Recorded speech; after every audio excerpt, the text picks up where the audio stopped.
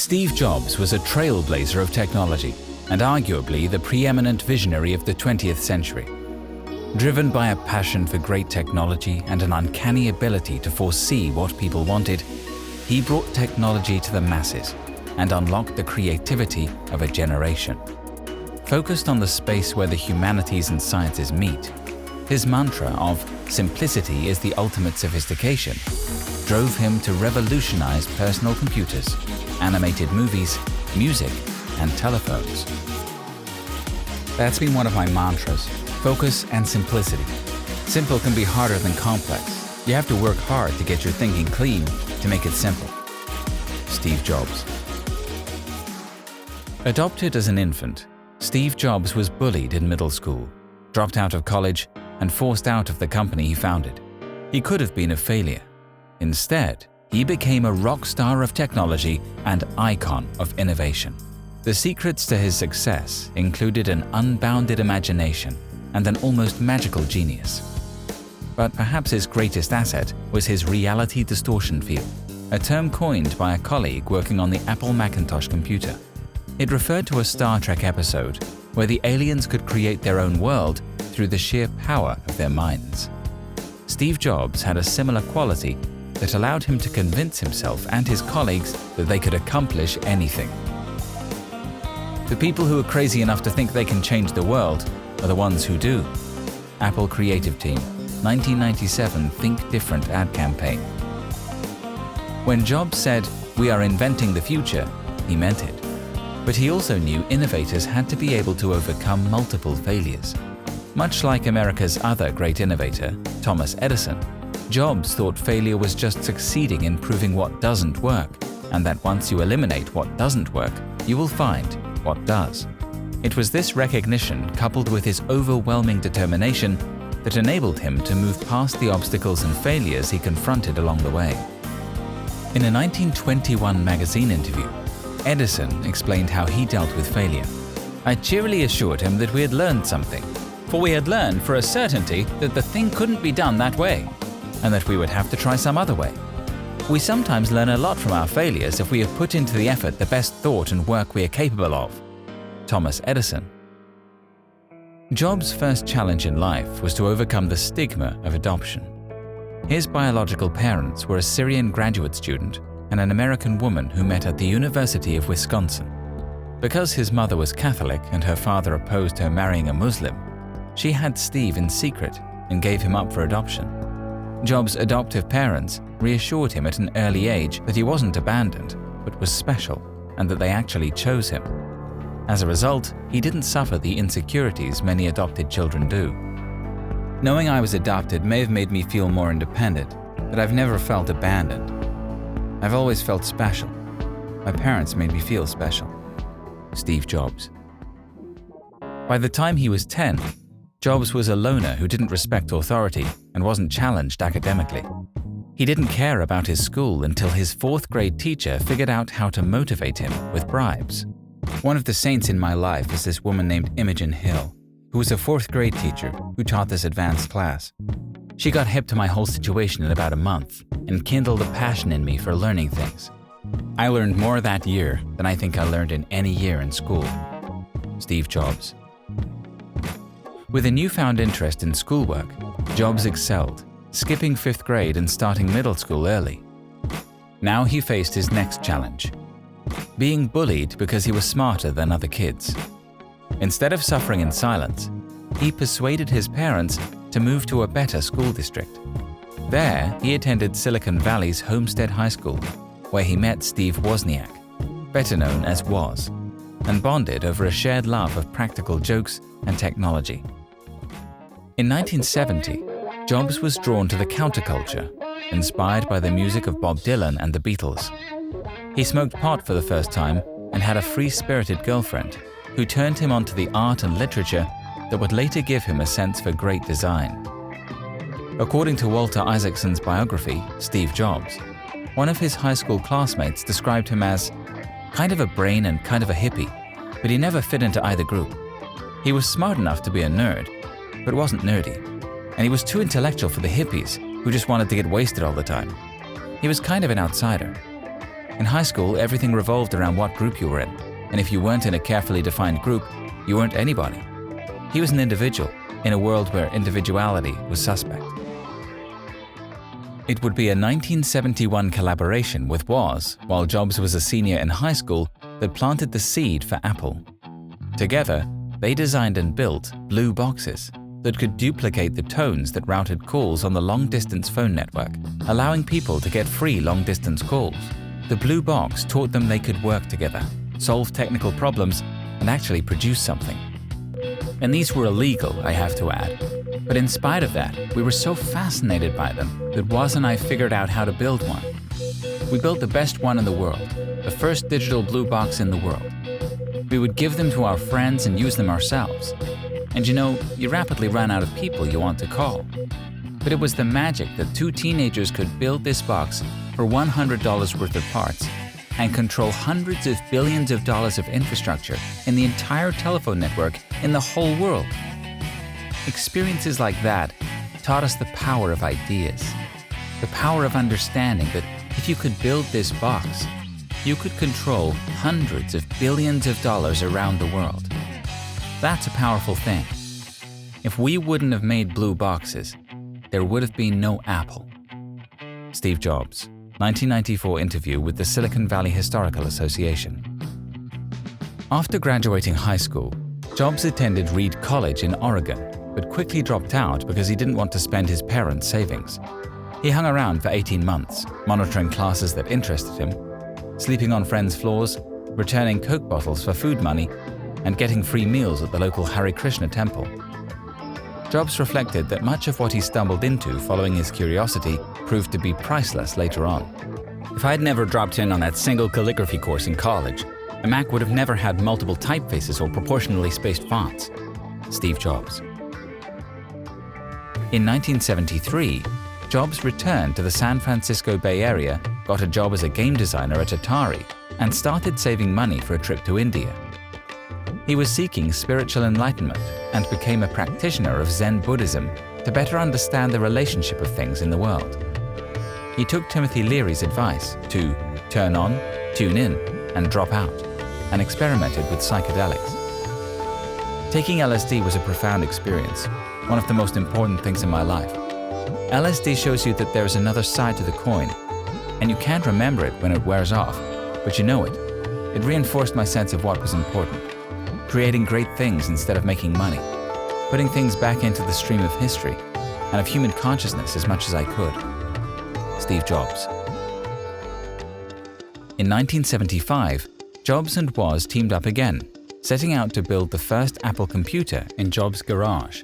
They wanted to make something they both wanted themselves, a standalone desktop computer with the keyboard, screen, and computer all integrated into one. At the time, computers consisted of a mainframe with individual user terminals. Their vision was to build a self-contained machine that could be used by a single person. When the prototype was done, they showed it off at the Homebrew Computer Club, a group of computer hobbyists in Silicon Valley, where it had an enthusiastic reception. Woz wanted to give it away, but Jobs convinced him that they should sell it. The result was Apple Computer, named after an Oregon hippie commune where Jobs had once spent time working in the apple orchard. Walter Isaacson's biography on Steve Jobs described how one of Jobs' neighbors, a Stanford PhD named Larry Waterland, recalled seeing the first Apple computer. Steve took me over to the garage. He had a circuit board with a chip on it, a Dumont TV set, a Panasonic cassette tape deck, and a keyboard. He said, "This is an Apple computer." I said, "You've got to be joking." I dismissed the whole idea. Jobs wasn't discouraged by his doubters or the fact that he was only 21. He began working the phone, looking for investors. When he convinced several tech millionaires to invest in Apple, he broke the glass-age ceiling for venture capital in Silicon Valley. In the great tradition of startups, we started Apple because we wanted the product ourselves. There is one person or two people who are both the creator and the market, so that they know the marketing requirements intuitively because they're the market themselves. They can have the engineering marketing meeting in their head and arrive at what the product ought to be. And so we started Apple simply because we wanted this computer for ourselves, and our immediate friends wanted one once they saw us build a prototype. So gradually we were pulled into business. We didn't start out to build a large company. We started out to build a few dozen computers for us and our friends. That's why you gotta do it young. That's why we started Apple. We had nothing to lose. No families, no children, no houses. Woz had an old car. I had a VW van. All we had to lose was our cars. The shirts off our back. We had nothing to lose and we had everything to gain. And we figured even if we crash and burn and lose everything, the experience would have been worth 10 times the cost. Steve Jobs, 1994 interview with the Silicon Valley Historical Association. You can learn more by reading Corey Wayne's book, Mastering Yourself, for free on his website, understandingrelationships.com, by subscribing to the newsletter. Apple now had funding to advance Jobs and Wozniak's vision, creating the kind of computers they believed people wanted with a user-friendly graphical interface. The result was the Apple II in 1977, one of the first successful mass-produced microcomputers in the world, and Apple's first computer aimed at the consumer market. By 1980, Apple went public in the largest stock IPO since Ford in 1956. More than 40 of Apple's 1,000 employees became millionaires overnight. At age 25, Jobs was now worth more than $200 million. In 1983, with Apple about to introduce its new Macintosh or Mac line of computers, Apple needed someone with more marketing experience to serve as CEO. Jobs targeted John Sculley, a veteran Pepsi CEO who had overseen the Pepsi Challenge ad campaign. When Sculley declined, Jobs persisted, challenging Sculley, "Do you want to sell sugar water for the rest of your life, or do you want to come with me and change the world?" Steve Jobs. Sculley came on as Apple's CEO just in time for rollout of the Mac, the first computer with a graphic user interface and a mouse. The Mac was announced to the world during the 1984 Super Bowl in a cinematic commercial based on George Orwell's dystopian novel 1984. The message was that technology empowers the people, and the Apple Macintosh was going to show people why 1984 won't be like 1984. The spot aired just once during the game, but became one of the most iconic commercials of all time. I'm convinced that about half of what separates successful entrepreneurs from the non-successful ones is pure perseverance. Steve Jobs. Eventually, Jobs and Sculley clashed over the company's direction. The problem, Jobs was so innovative that other Apple executives thought he was disrupting the company. Jobs was managing the Mac division, and Apple's board wanted Sculley to contain him. A power struggle ensued, but rather than submit to Sculley's oversight, which Jobs thought would limit innovation, Jobs tried to oust him. Your work is going to fill a large part of your life, and the only way to be truly satisfied is to do what you believe is great work. And the only way to do great work is to love what you do. If you haven't found it yet, keep looking. And don't settle. As with all matters of the heart, you'll know when you find it. Steve Jobs. The Mac's slow sales gave Sculley a chance to turn the tables. He won the board's confidence and got Jobs demoted and ostracized within his own company. When Jobs was forced out, it was a low point in his life. Sometimes life is going to hit you in the head with a brick. Don't lose faith. Steve Jobs. At the age of 30, Jobs had been forced out of the company he founded and now had to figure out what to do with the rest of his life. Jobs felt Sculley had launched a coup and that the people he had trusted most had betrayed him, but he refused to let it hold him back. He still loved what he did and decided to start a new company, Next Computer, developing hardware and software for the academic world. Getting fired from Apple was the best thing that could have ever happened to me. The heaviness of being successful was replaced by the lightness of being a beginner again. Less sure about everything, it freed me to enter one of the most creative periods of my life. Steve Jobs. Next's products were innovative, but priced too high for the market. After only a year in business, the company was running out of cash when Jobs scored a $20 million investment from Texas billionaire Ross Perot. The cash infusion let Jobs continue to innovate, developing technology that would be used to create pioneering PC video game engines, a food delivery application using geolocation, and a model for developing web applications that would inspire the Apple Store and iTunes stores years later. Sometimes when you innovate, you make mistakes. It is best to admit them quickly and get on with improving your other innovations. Steve Jobs. In 1986, Jobs bought Pixar, the computer graphics division of Lucasfilm, the production company of Star Wars creator George Lucas. To show off Pixar's technology, the company had created a short film in 1983 that featured a computer-animated lamp. The film won an Academy Award, but Pixar was struggling to make money.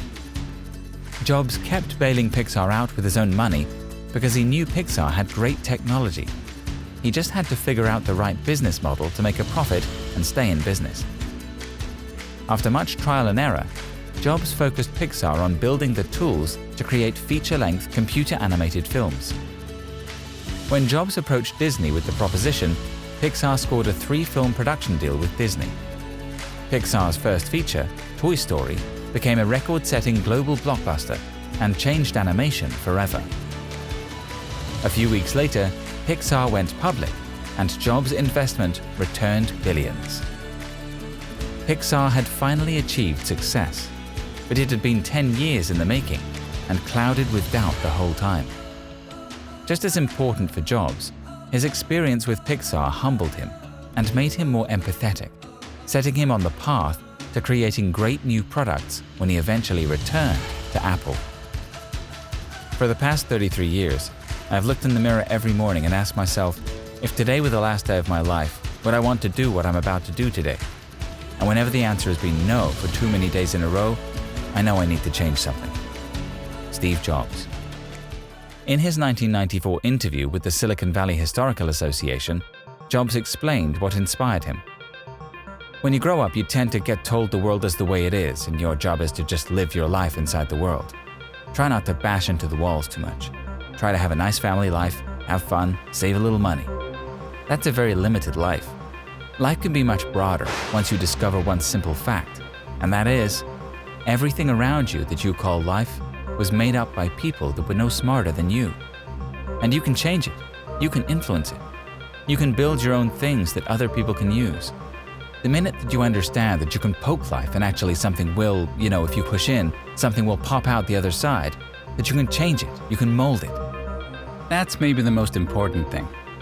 It's to shake off this erroneous notion that life is there and you're just going to live in it, versus embrace it, change it, improve it, make your mark upon it.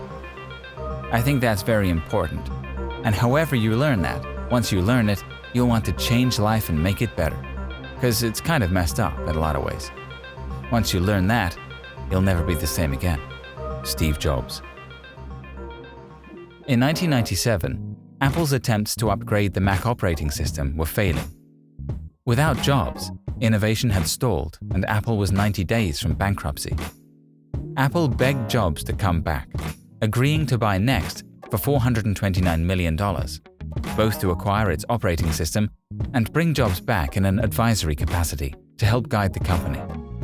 Jobs' time with Pixar had taught him to be a better listener. Now he asked the original Apple employees why they were still working there.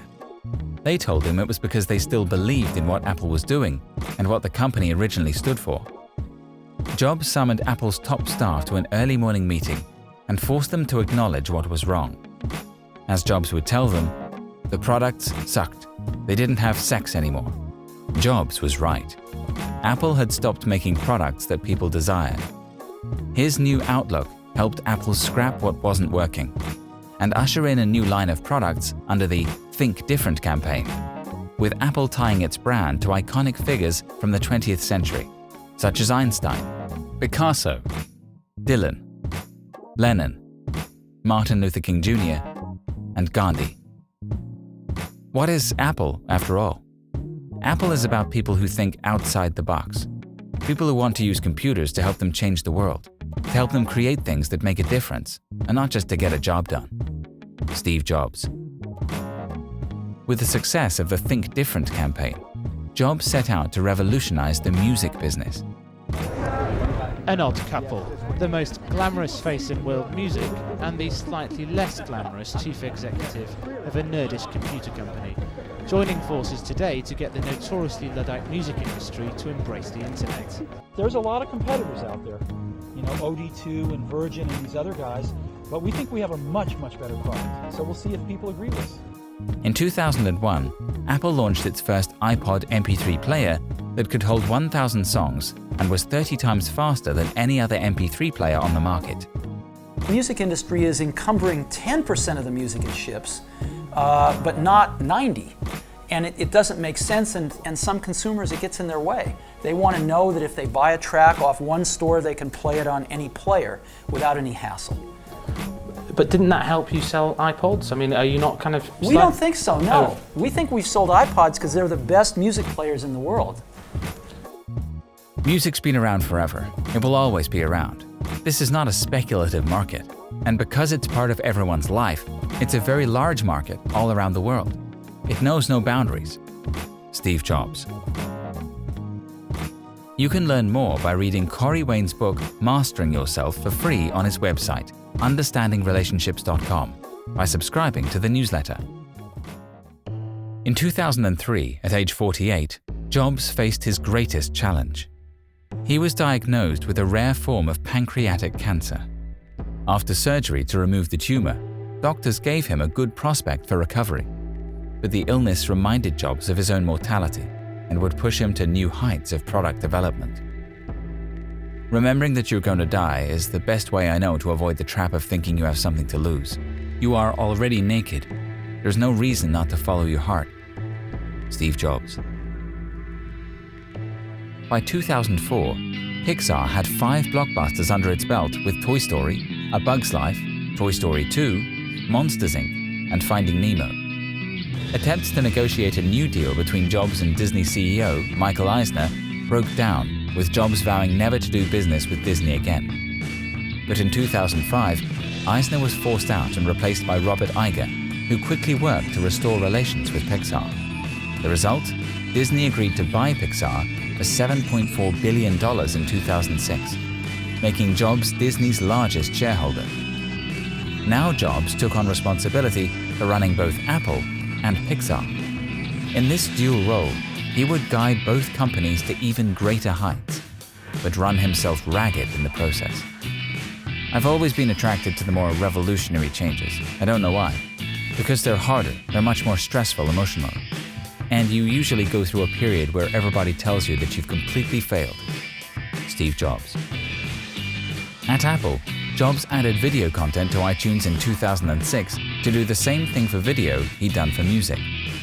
At Pixar, a new franchise was created with the release of the first Cars movie. But in public appearances, Jobs was noticeably gaunt, and there was rampant speculation about his health. The truth was, his cancer had come back. Steve Jobs will continue as chief executive during his sick leave, but judging by the fall in Apple's share price today, financial investors will want him back, working his magic as soon as possible. Remembering you'll be dead soon helps make the big choices in life. Steve Jobs. In 2007, Apple TV was rolled out, allowing users to wirelessly play iTunes content on their TV sets. But Apple's biggest success came later that year with the release of the first iPhone. Touted by Jobs as a revolutionary and magical product 5 years ahead of any other cell phone, the iPhone would sell 6.1 million units over its first 5 quarters, and over 1.5 billion units to date. We are all born with the ultimate pointing device, our fingers, and iPhone uses them to create the most revolutionary user interface since the mouse. Steve Jobs. Even as Jobs piled up victories with Apple and Pixar, he was losing his battle with cancer. But he still had one more great product up his sleeve. Unveiled in 2010, as Jobs recovered from a liver transplant, the iPad was another home run, selling 50 million units through 2011 and over 360 million to date. But by August 2011, Jobs' health had deteriorated to the point he was forced to resign as Apple CEO. I've always said if there ever came a day when I could no longer meet my duties and expectations as Apple's CEO, I would be the first to let you know. Unfortunately, that day has come. I believe Apple's brightest and most innovative days are ahead of it, and I look forward to watching and contributing to its success in a new role. Steve Jobs. Under Jobs' leadership, Apple had created a stunning array of revolutionary products. With the iPod and iTunes, with the iPhone, the iPad, the MacBook, Steve Jobs has reshaped entire industries. No wonder he's regarded as the most successful chief executive in corporate history. With Pixar, Jobs beat Disney at its own game, helping to reinvent animation and launch multiple franchises. Cancer was the one challenge his reality distortion field couldn't overcome, but he would confront his impending death with dignity and grace. Your time is limited, so don't waste it living someone else's life. Don't be trapped by dogma, which is living with the results of other people's thinking. Don't let the noise of others' opinions drown out your own inner voice. And most important, have the courage to follow your heart and intuition. They somehow already know what you truly want to become. Steve Jobs. As Jobs neared the end, he thought about the meaning of life and his belief in God. He reflected that he was about 50-50 on believing in God. On the one hand, he felt that there had to be more to our existence than meets the eye. But he also wondered if death might be as simple as turning off a switch. It's strange to think that you accumulate all this experience and maybe a little wisdom, and it just goes away. So I really want to believe that something survives, that maybe your consciousness endures. Steve Jobs. In October 2011, surrounded by family, Steve Jobs began his final journey. His sister, Mona Simpson, described his death. Steve's final words, hours earlier, were monosyllables, repeated 3 times. Before embarking, he looked at his sister Patty, and then for a long time at his children, then at his life's partner, Laureen, and then over their shoulders past them. Steve's final words were, "Oh wow, oh wow, oh wow." In 56 years of life, Steve Jobs accomplished every major goal he set for himself. Steve was a stunning visionary. He thought of ideas that he could interest the public in. He knew either what they wanted or what he could make them want. He hit many home runs out of the ballpark. He epitomized the American dream that with good ideas, hard work and ambition, anything's possible. He was an entirely self-made man who changed the world by creating a string of insanely great products that elevated how people learn, communicate, and consume entertainment. The obstacles and setbacks he faced might have stopped any other man, but Jobs overcame them with a radical level of persistence that enabled him to actually invent the future. You can't connect the dots looking forward. You can only connect them looking backwards. So you have to trust that the dots will somehow connect in your future. You have to trust in something. Your gut, destiny, life, karma, whatever. This approach has never let me down, and it has made all the difference in my life. Steve Jobs. Steve Jobs was the ultimate inspiration. He showed us how simple perseverance, focus, relentless action, the ability to learn from mistakes, and a commitment to the heart's desire can make it possible to achieve our greatest goals and dreams. There will never be another Steve Jobs, but we can always learn from his example and apply his model for success to overcome our own challenges and reach our full potential. And we should remember, all great things take time, and Steve Jobs showed us over and over that most great successes are at least a decade in the making. Being the richest man in the cemetery doesn't matter to me. Going to bed at night saying we've done something wonderful, that's what matters to me. Steve Jobs.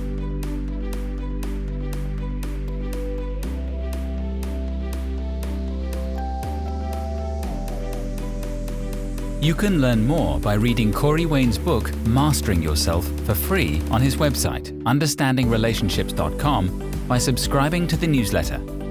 Until next time.